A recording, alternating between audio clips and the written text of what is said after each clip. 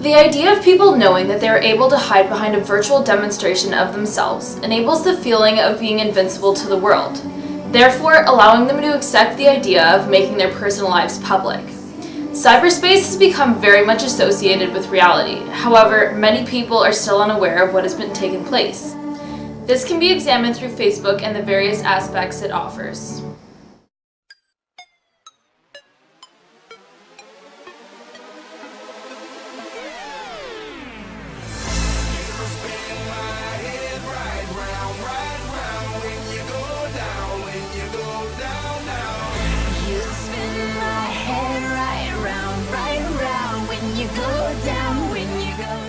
Social networking phenomenon Facebook allows users to upload photos of themselves, friends, family, people, places, things, and events onto your profile to help your profile define their identity. Unless a photo is deemed as inappropriate, such as being reported, these photos have the potential to circulate in cyberspace without any of the people ever being aware of.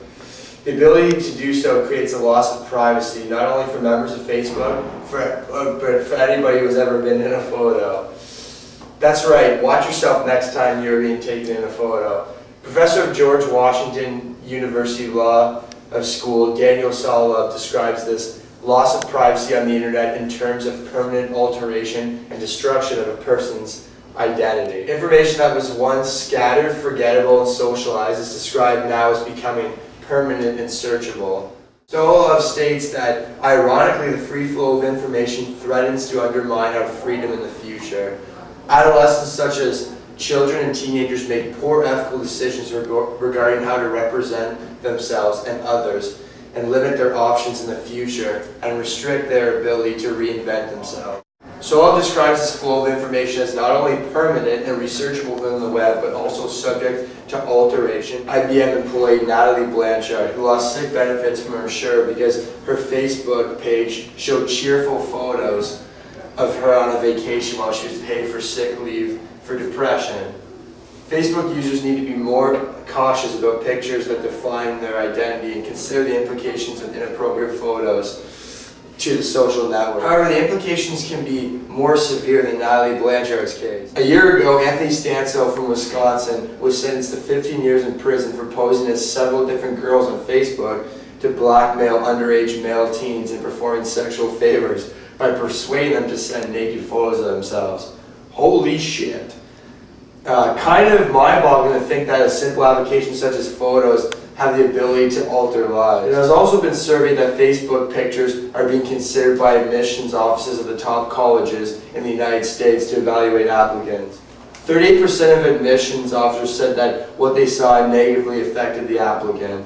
We are all at risk because we all participate in it, whether we are on social networking sites or part of the content, such as photos.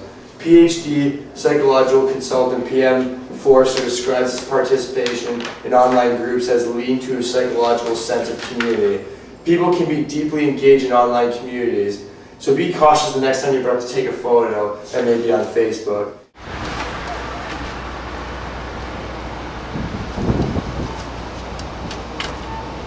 Alright everybody, I'm leaving.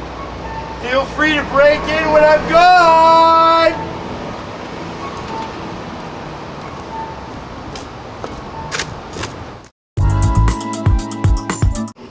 Giving people the opportunity to post whatever they want in their profile statuses can end up resulting in unfortunate situations. People getting caught up in Facebook and what it has to offer has resulted in past scenarios of job loss, houses getting robbed, and more. A couple from New Albany appeared on the talk show The Early Show after having over $10,000 worth of valuables stolen from their home from a Facebook friend. According to the interview that took place on CBS, Carrie McMullen and Kurt Pendleton said that they had left a status update on Saturday night saying that they would not be home because they were going to a concert in nearby Louisville at 8:00 p.m. The status was available for all of their friends to see, and therefore which led to the robbery of their home. Since the man that robbed them was one of Miss McLuhan's friends, he was able to see the exact time frame when they would be gone from their home, therefore enabling him to rob them. This is a very good example of why people should be careful about what they put in their Facebook statuses, because then it just enables them in this scenario to get robbed. In an article in the Globe and Mail written by author Susan Sperling, she stated about how Facebook had actually ruined her high school reunion. This was due to the fact that she was able to connect with her high school friends through Facebook. However, because of them being able to update their statuses, she had already found out about how they had changed, how everyone was doing, and the element of surprise was gone. She stated that since people were able to update their statuses, she had already found out who had gotten plastic surgery, who had dyed their hair, and who had gotten married. In one quote, she states, "I knew what the prettiest girl looked like. In fact, I often knew what she had eaten for dinner." So in Susan's case, Facebook status updates actually taken away the element of surprise and thrill by the time it came to reconcile with her friends in reality. As much fun as Facebook can be, it can also be very dangerous. In one last quick example, this woman ended up losing her job after posting this. It seems that she had forgotten that she added her boss on Facebook, and this is what she wrote. "Oh my god, I hate my job. My boss is a total pervy wanker, always making me do shit stuff just to piss me off. Wanker." Yo, what up, homie? NTM, yo. NTM. OMG, me too. Yo, what are you up to, TN? Question mark. Breaching with my bitches. Ooh, yo, I feel like I haven't seen you in forever. Let's go out tonight and fuck shit up. Shots, bitches. The use of swearing, slang words, and short forms of words such as LOL, OMG, and MDD have become dominant in online conversations, specifically on Facebook. Printed out by Lancelot Darren Priebe, the author of Method and System for Managing Disclosure in a Virtual Community. The deficiency in controlling communications in a virtual community is unfortunate because it loses the opportunity to educate younger users about good communication protocol. These users consider virtual socialization to be qualitatively indistinguishable from the real-world social interactions. Inevitably, their vocabulary and grammar is weakened immensely, leaving them unprepared when they step foot into the real world. Crispin Thurlow from the University of Washington, Department of Communications, the author of Generation Text, the Sociolinguistics of Young People's Text Messaging, provides some different types of non-standard orthographic forms of words and examples of these different types. What are you doing? Oh, this is my pose for Facebook display picture. I mean, I wanted like a nice photo so that when girls see it, the first thing they see is this nice smiley face. So I tilted my head a little bit to the right, you know, like so when the ladies see it, I could be like, come on ladies, like give this guy a chance. You might like what you see. Either that or I have to get a photo of two ladies at once. When people create a Facebook profile, they are merely fabricating a digital representation of themselves. This representation of themselves is influenced tremendously by social norms and social standards on Facebook. This virtual demonstration of oneself begins with the profile picture. According to Michael Strano and his online journal, User Descriptions and Interpretations of Self-Presentation Through Facebook Profile Images, this image appears in the upper left-hand corner of a profile page and acts as a primary identity marker for a user's profile. It is the first image that people see when they go search a person and is displayed alongside the text that they write. Facebook users want it to positively represent them, therefore it is common for people to have an attractive photo of themselves or something that represents their favorite hobby, vacation, role model, or others. Facebook seems to cultivate a culture in which group identity is emphasized. In addition, viewers perceive users as being more popular, sexy, attractive, and self-confident in their profiles pictures if they include a large number of friends. As pointed out by Dana Boyd in the online journal Social Network Sites, Definition, History, and Scholarship, these social norms are guided by Facebook Friends. Friends provide context by offering users an imagined audience to guide behavioral norms. Your actions on Facebook tend to be influenced by your Facebook friends and what they are doing. Social networking on Facebook as a whole has both positive and negative effects for the audience that engages in it. As Dr. Shadov states, that 1 in 4 people are reporting depression to a doctor. Studies have proven a strong correlation between excessive use of social networking and depression. It is believed to be particularly stronger in frequent users and those who do not engage themselves in social networking sites. A meta-analysis of 173 students found that 80% agree that heavy media exposure increases risks in the area of obesity, smoking, sex, drugs, alcohol, and learning. Reasons for concern are due to the fact that a vast audience is interconnected. Today, over 500 million people are connected to Facebook, nearly 1/10 of the world's population.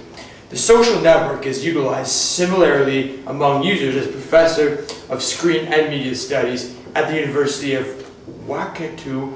Sean Cobbett describes this social experience as interconnected relationship between my mind and yours. Facebook creates online communities that are highly interconnected and behave in similar ways, which are associated and dependent on the way members of their community behaves. These communities are distinguished not by their falsity, genuineness, but by the style in which they are imagined. A concept professor, Benedict Anderson of Cornell University, states, "These online communities merely envision a shared way of living amplified through wall posts, statuses, pictures, and computer-mediated communication," which ponders an interesting question. How much are you really connected with people on Facebook?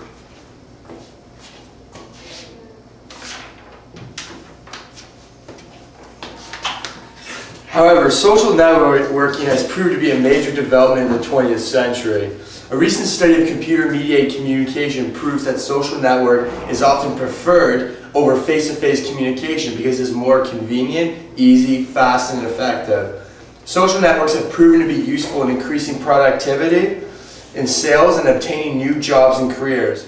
Also, for new students, such as freshmen and transfer students who are looking to meet new friends, Facebook provides an opportunity to connect with people by viewing other students' profiles and sending messages to whom they might not know. Students are able to connect with other students through online events, an opportunity that has never been so easy to do so. Students of the University of Ottawa enrolling in fall of 2009 had the opportunity to meet with students that were going to be attending school with them through an online group. Facebook allows students to connect and meet with their roommates before they even meet face-to-face. I confess that I refused to live with my original roommate because he publicly stated on his Facebook profile that he used to be a unicorn. With the social networking becoming so prevalent today, it is hard to deny its power and even progress in our media today. Facebook has the capability of bringing many aspects to the table. Some are good, some are bad. However, it is still noticed as the most important social networking site in history, with over 500,000 users to date. There are pros and cons of Facebook, yet many people try to overlook the cons because they're just so fascinated by the way it all works. So, in summary, by having the ability to post pictures of themselves and friends online, it can represent a negative image for them. Yet, at the same time, it is nice to be able to share some memories with others who are interested.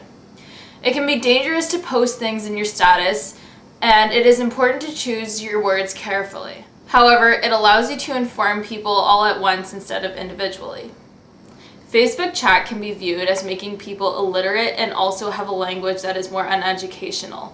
However, it is also nice to get the message across faster. As for profile pictures, you can create a negative image for yourself. However, you can also make a positive representation of yourself if you choose your things carefully.